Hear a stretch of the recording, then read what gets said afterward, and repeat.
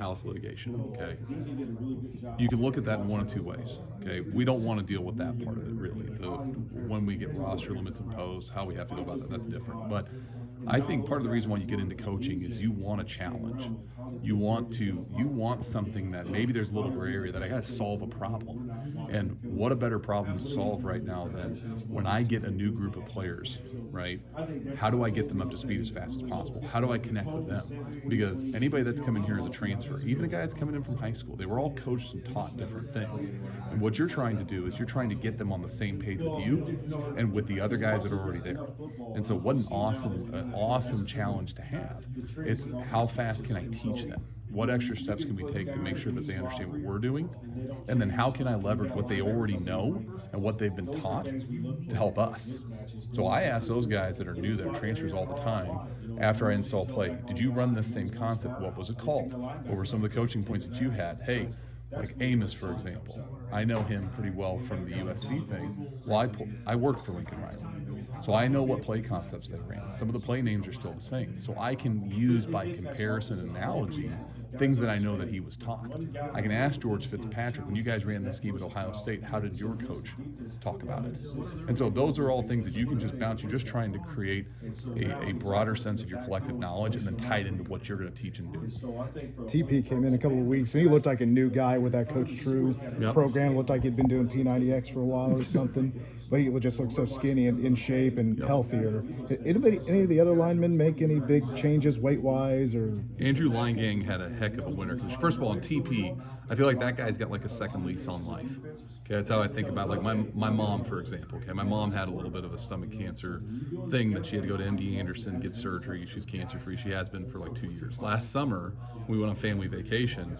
Her with my kids and all of her grandchildren was like seeing a woman with a second lease on life. She rode horses. She's in her 60s. She rode horses. She went hiking. She did all that stuff. Boundful energy, right? Okay, because he had a near-death experience. Okay, I see TP as a guy in his 7th year that after a couple injuries and now fully recovered from those and had a great offseason. Like, this is a guy that's moving around like he's got a second lease on life.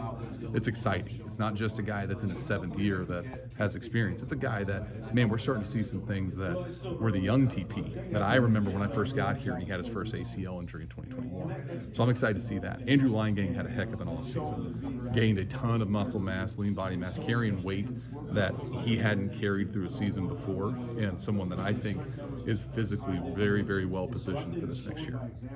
Just regarding his leadership, how valuable is TP as an older guy? Yeah, when you have someone that has been here from the beginning of Coach Kleiman's time, he was in that first recruiting class. So TP has seen it at its worst and seen it at its best. And when you have someone that has that long a vision, that's really helpful in a leadership position. Sometimes he fills me on things that I'm missing out on, right? And that helps me as a coach. So that leadership is invaluable. As a line coach, the balance of you want to build depth, but at the same time, working together as a unit is kind of a key element. Is that a kind of a delicate balance of how much you keep like one group together and work in other guys? Yeah, that's always a balance. Right now we're kind of operating without a real depth chart. Right, we're trying to get everybody ready to go play because I really don't know, and none of us do, who are you going to need to win at any point in the season. I just went through this with tight ends. We had Ben Sennett graduate as a second-round draft pick.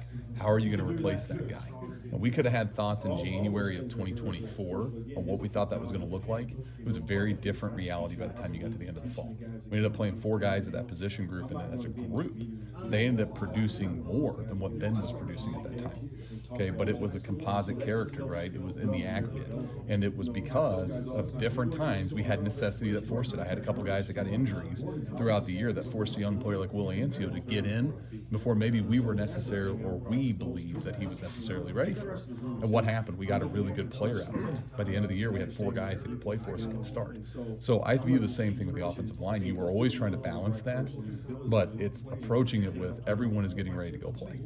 Chris Hawkins is a richer freshman, kind of approaching significant reps probably? Are you getting what you want out of him or even more for his age? Yeah, I think any of those guys that have just finished their freshman year, it's Gus Hawkins, it's Kyle Rockers, Ryan Howard, Varo Shunky, Caden Massey, like those guys are all at a point in their career where they are approaching that time where, hey, they get on the field as redshirt freshmen, they're going to continue to get better and develop with every single snap that they get, both in practice and in the game. Yeah, okay. And then Shunky, I know he was in there too. What have you seen from him?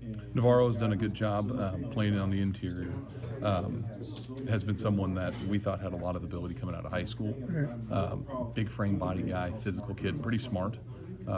Has picked up and adjusted to things really, really well. And how happy are you to be coaching offensive line? I think that's your natural position. Yeah, it was interesting when Coach presented me with the opportunity. It wasn't hard for me to say yes to it. Now, I'd been 3 years in this job of coaching tight ends where I thought, well, maybe my career is going to go a different direction than I expected. And it's been awesome to be back in the room.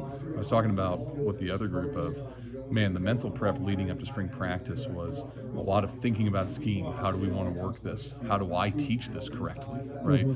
Getting out to the field, it was right away. It's like, oh, I know what I want to teach here. Oh, this is the coaching point I want to make. It was rejuvenating for me because that was the background. It was easier for me to come up with an answer to something technically at offensive line than it has been at tight end. Okay.